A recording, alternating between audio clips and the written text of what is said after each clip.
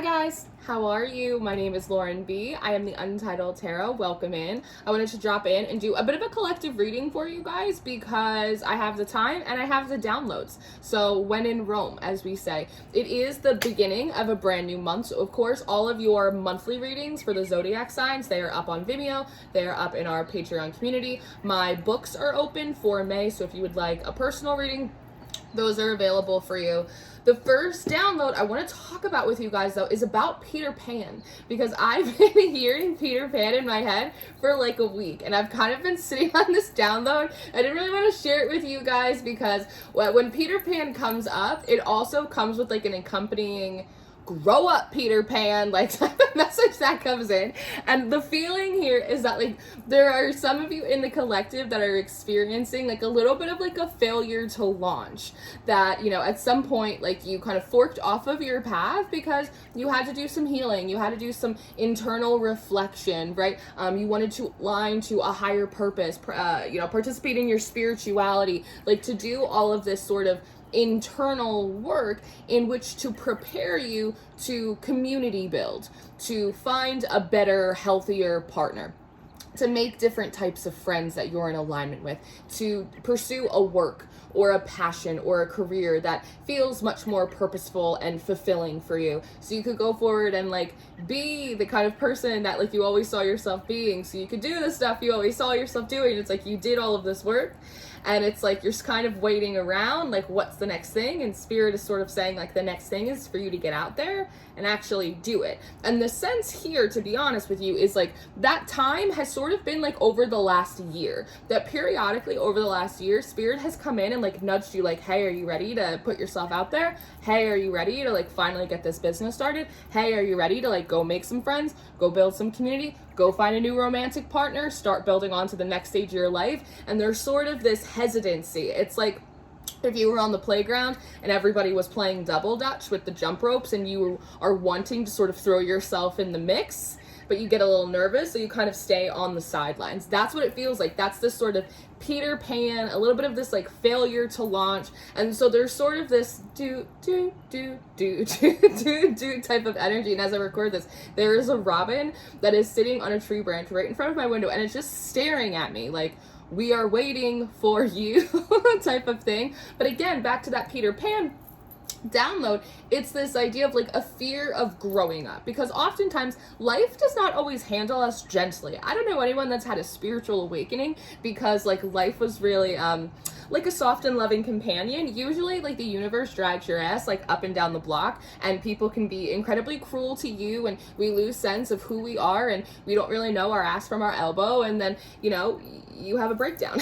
You have a spiritual awakening, right? So it's like it's that deconstruction process where it's like you build from the ground up, right? And that is, as we know, like it can be really painful, it could be really complicated. Like self-development spiritually, emotionally, like it is a messy ass process. Like I think that we can all agree about that, right?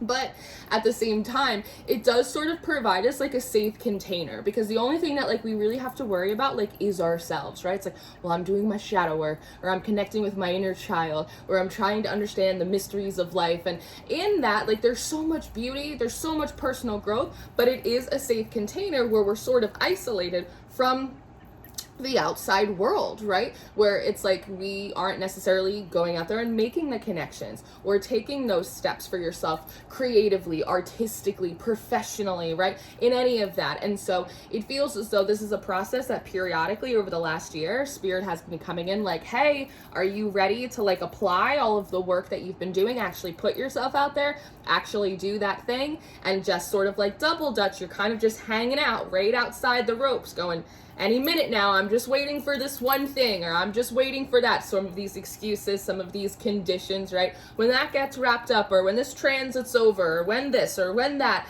then I'll hop in. And it feels like those things have come and passed. Those transits have come and passed. Like you accomplish that thing, and then you add something else to the list, right? And it's always sort of you, in a lot of ways, orchestrating your ability to comfortably stay on like the sidelines of life. And it feels like over the last 3 months, spirit maybe has been getting louder with you about taking those steps, the things that you know, like you are supposed to be doing, you're supposed to be implementing, you're supposed to be getting started on, right? The idea here, when I tap into the visualizations, they're showing me a cliff. And at the bottom of the Awakened Tarot, I do see this full moment, right? And so there's sort of this feeling of like being thrown from the nest, or, you know, spirit kind of pushing you to the edge of the cliff, and you're afraid that when you fall off, you're gonna go splat. And I understand that, right? It's the idea of like if you were to fall off your bike and scrape your knees up really bad, like you might be, you know, cycling like around the driveway, but to go up that big hill again, you might be a little nervous, right? Valid, absolutely normal.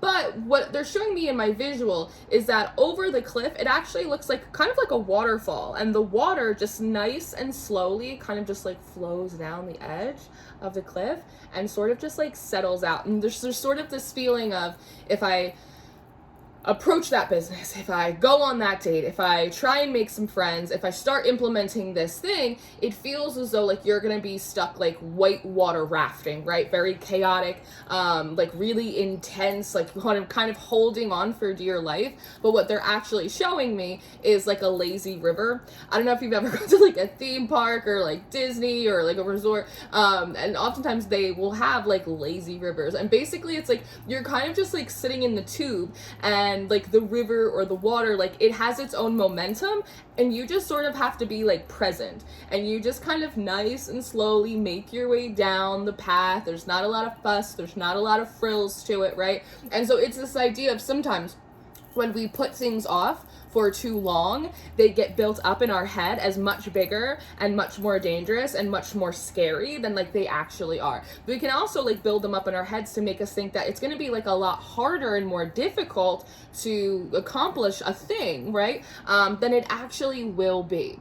Something else that they're showing me in my peripheral is they're showing me someone handing you a flower, like a beautiful big white flower. And that for me, it feels like an extension and invitations of love, of companionship, of appreciation, right? There's something right now about your receptivity is being called into question, that you guys may consider yourselves to be like very receptive. I'm open, whatever the universe, you know, for my highest good wants to bring in.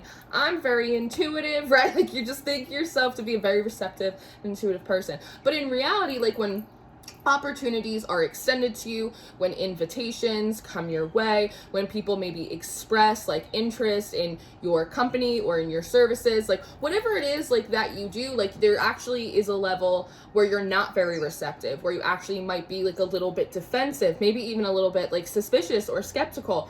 Why are people extending this? What do they still want? Which may show you where like perhaps there's still a little bit of like work to be done internally, and maybe where you're not as open or open-minded or as receptive as like you really maybe like to think yourself to be, right? Maybe you're still more guarded than you're giving yourself credit for. But there is an encouragement with this visualization to allow yourself to be receptive, right? To receive people, to receive opportunities. And they're also showing me you holding this flower and passing it over to someone else. So there also is an energy of like pay it forward.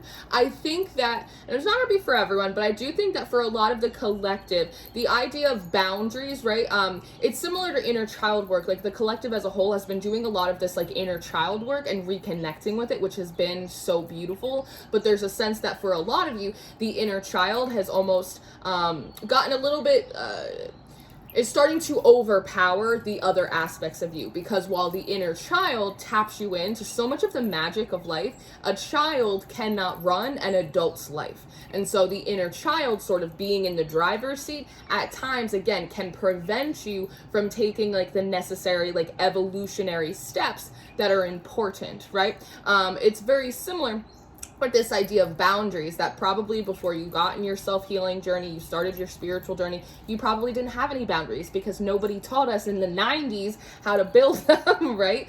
But at the same time, sometimes we can build our boundaries so big, so tall, so wide that again, it prevents us from being receptive to like people, places, and things like coming in to meet us, to build with us, right? And all of those boundaries can just kind of prevent like that next step of like evolution, because those boundaries exist more from like fear and defense versus them being there as an extension of self-love and worth and self-respect. Does that make sense? And sometimes all of those boundaries, they can prevent us being generous. When, you know, this idea of you receiving this flower, invitations, opportunities, love, appreciation, right? Companionship, company, and you extending it to someone else. This is also you emotionally like putting yourself out there, right? In love. Do you want to hang out? Do you want to get to know each other? In friendship, right? We have these same interests. Do you want to take a class? Do you want to get a coffee? In community, hey, can I come too? I have something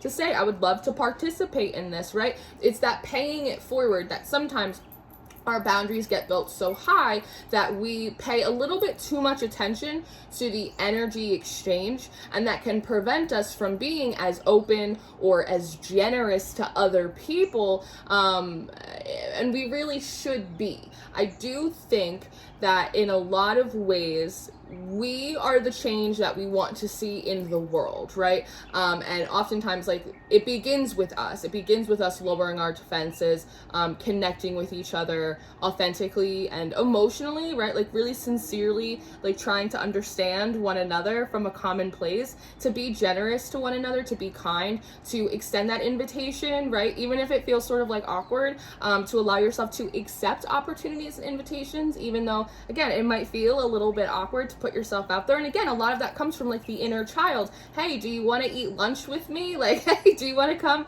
to my house after school? Like, my mom's making sandwiches, right? And so in a lot of ways, like with this sort of failure to launch, or this kind of Peter Pan, afraid to take the next steps, you may find yourself, and it might in a way kind of feel like you're relearning lessons you learned when you were young, or maybe it feels like a little regressive to you, but having to go through like a lot of those same sort of evolutionary stages, right, of putting yourself out there and learning how to socialize and learning how to raise your hand and go, hey, I have the answer, I would like to participate, I would like to try out for this club or for this team, right? And it's uncomfortable, and there's absolutely like growing pains in that.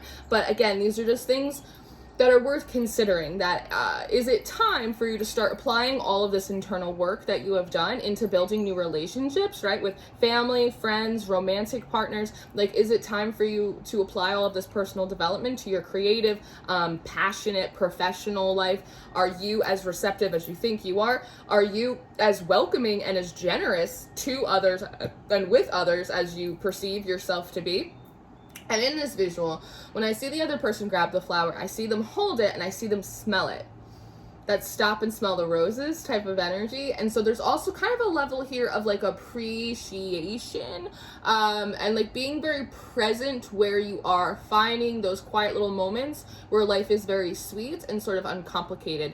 Sometimes it's something just like that first sip of coffee in the morning, or when the birds are chirping, and it sounds like they're sort of having a conversation, and it's sort of funny to you. Or you go for a walk and it's like nice and quiet and there's not a lot of cars on the road, right? Or you get like that perfect playlist, or just like these little moments where we can kind of like savor our lives and like savor the day as like we move through it, right? And so there's something there as well about the idea of like, are you preventing yourself from having more savorable moments of love, moments of laughter, moments of expression, moments of experience, right? Like, are you preventing yourself from having those? And if so, like, are you ready to kind of like, and I know it sounds so cheesy, but like to allow more sweetness into your life, you know? And there's something about the fact that like the world in and of itself, at times it can be incredibly sour, right? I mean, just put on the television. I mean, the way people treat each other, like it's abhorrent. Like, truly it is, that this world at times and in certain places and with certain people can be incredibly sour. And it might be worth considering that if we want more sweetness, we have to kind of make ourselves available for that. When I pulled some of the cards from the Awakened Tarot, I see the Nine of Pentacles, I see the High Priestess, and I see the Chariot card. Right? So one, there is an acknowledgement here that a lot of you guys are still very much focused on your stability, on your independence, right? You kind of know what you want. You feel like, again, you're aligned with like a purpose. You're feeling very self-possessed, and you don't want to give up that independence. Perhaps because a lot of you are coming from toxic workplaces, codependent relationships, that despite how much work you have done, like at some subconscious level, you might still think that you're gonna be a part of or build a toxic work environment, or that passion project that you love, you're going to end up hating it like every other job if you actually take the steps to take it to the next level. Or you're going to find a relationship and it's going to become codependent and you're going to be like dragging dead weight around, like whatever it is, right? So like there's still a little bit of fear and hesitancy, and there's a feeling here of like, I don't want to have to choose. I don't want to have to sacrifice like my independence, right? Especially with this Chariot, it's this feeling of like you finally have gotten yourself together and you don't really want to rock the boat, which I get it. Like I respect that. I respect the hustle. On the other side though, we do have the Ten of Pentacles, the Nine of Cups, and we also have the Lovers. So again, there's the question here of, are you preventing yourself from tapping into an even greater level of sweetness, of things to savor, of stability as well? Because something that we learn, especially with the Ten of Pentacles, that it's not just independence, it's not just money, it's not just personal security that sets us up for success long term, it's also community, right? And with the Nine of Cups here on the Lovers, there's sort of this idea of you absolutely can be independent, you can keep doing your own thing, you can still be healing and working your program and working your process, but is it also worth considering that there are other aspects of wish fulfillment that are available to you right now? And maybe again, it's that idea of like conditions and excuses, that I know that you can have that business, you can have that relationship, or you can have that community, right? But only after you do A, B, and C. But the thing about life, and I know that it's almost like life goes out of order quite often, and that's not something that happens in spirituality and spiritual communities, because normally, you know, there's a breakdown and there's a breakthrough. You know, you kind of go internally, you do the shadow work, and then you integrate, and then you come back up, right? Like there's a little bit more of like a consistent formula to spirituality, just because we're working with things like the law of polarity, right? But in life goes out of order sometimes. And so for a lot of you, you might be thinking, I have to do and accomplish A, B, and C before I get to D. But in reality, like you could have C and D right now, and while that's going on and you're getting to enjoy that, you also can still be working on point A and point B. Does that make sense? Now, I do see the Knight of Pentacles coming out, and that's that idea of, it's not this jump off a cliff, it's going to be very scary, white water rafted type of energy. It's a jog. It's a pace. It's a lazy river to just kind of start taking those steps. Are there areas, again, that you could be more receptive? Are there areas where you could take more initiative, where you can start planting those seeds? It is the spring season here in the Northern Hemisphere, so it is a good time to plant those seeds, right? You might have been pulling a lot of aces in your tarot readings lately, which is really good, but it's important to remember that an ace is a seed, but an ace is not a sprout. You have to put it in the ground. You have to water it, like you have to work it, right? In order for it to actually sprout and produce roots. And that's where justice comes in, with this level of balance and accountability. Especially with this Four of Cups. So if like you're feeling a little bit bored and you're feeling a little bit stagnant and you feel like you're kind of waiting around for the universe to do something or bring something in, the universe is sort of looking at you and going, well, when are you going to be ready to take those steps? Because we have been calling you, we have been beeping your pager, to date myself, we've been beeping your pager for like the last year. It almost feels like every 3 months the universe comes in and is like, hey, are you ready to like explore relationships? Are you ready to, you know, start that business? Are you ready to put your art skills to use? Are you ready to sign up for that competition? Like whatever it is, like these things that you're working towards, they're going to be different for all of you, and you're going, not yet. And so there's sort of this feeling of like, the ball's in your court, guys. Like you can do it if you want to. And the Three of Pentacles is right here, right? The universe is absolutely wanting to come forward as a helpmate and as your partner, right? Because I see the Six of Swords as well. with death coming up next, but it does require you to participate. It takes two to make a thing go right. So it feels as if you allow yourself to take initiative, to take some of those steps, to put yourself out there, and to travel light as well. If you notice, the Fool doesn't carry like a lot of baggage with him, and like, listen, we all got baggage, but it's this idea of baggage coming forward as excuses and expectations. When you remove unnecessary excuses about why you can't have something or why you can't do something, and you remove expectations about how it's supposed to happen, when it's supposed to happen, but just the fact that like you want to see if it can, right? I want to see if it can happen.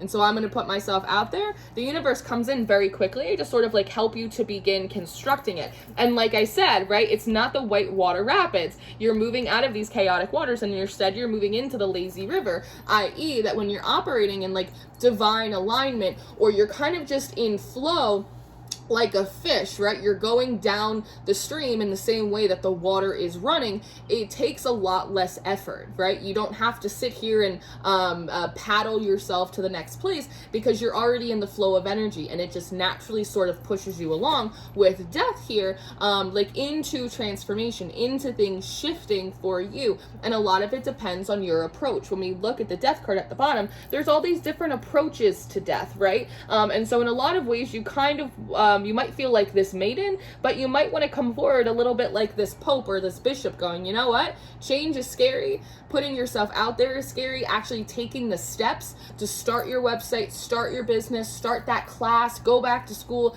fall in love, meet someone, make some friends, join a skee ball league, like whatever it is for you, right? It's nerve-wracking, but I'm gonna do it, because you can see sort of like the dawn of a new day, that you're willing to like put your money where your mouth is, right? To gamble a little bit here.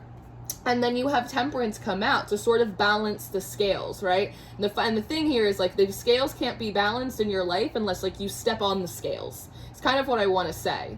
You can't balance it out on the sidelines. You have to be in the game, right? So this is what I have for you. I hope that this was helpful. I hope that you enjoyed this, and at the very least, it gave you a little bit of food for thought. I love you very much, and as I said before, it's the top of the month, and so your monthly readings are out over on Patreon. Your Zodiac weekly readings, they are over there on our Patreon family as well. Tarot classes are back in sessions Mondays at 6 p.m. EST. If you want to sign up for a tarot class and a practice group, you could do so on my website, and my books are open for May. So if you're looking for a personal reading, those are available for you too. I just switched my times as well. So I have new night time slots for those of you that can only do evening sessions. I have a few available for you. So this is what I have. I love you very much. Happy hump day, and I will see you next time. Goodbye.